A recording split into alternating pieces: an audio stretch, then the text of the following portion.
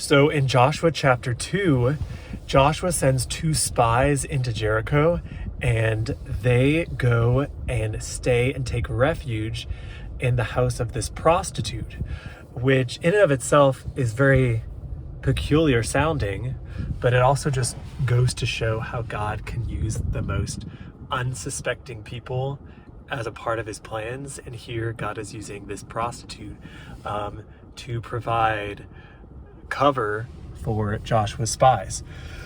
But one of the things that I find most interesting in chapter 2 is that this prostitute, her name is Rahab, she tells Joshua's spies, she says, listen, like, everyone here is scared of you guys because we know what God has done for you already, that God has led you out of the hands of the Egyptian, that God parted the Red Sea and led you through it. And so we get this picture that the people are just in awe and fear. Some translations say they're melting in fear. Some say they're terrified. But this is all because of the power of God that they have seen evident in the lives and the journey of the Israelites so far. And I just think about in our own spiritual lives, we need to take time to think about where has God led us out of before and what battles have we already won.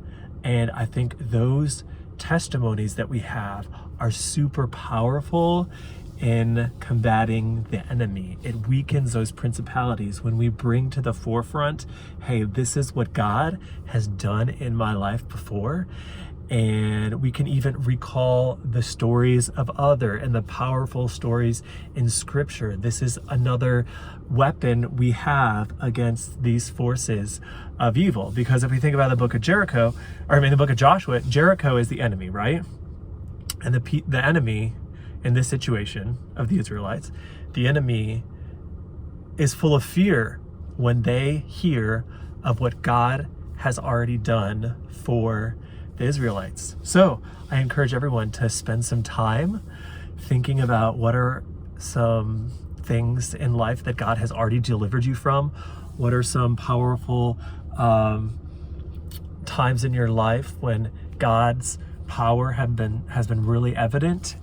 And maybe if you don't have those testimonies to lean back on, then I encourage you to read the stories of these figures of faith in the Bible, because their stories too are super powerful. We need to think about them. We need to talk about these stories. We need to thank God for what he's done in prayer, and all of this powerful ammunition.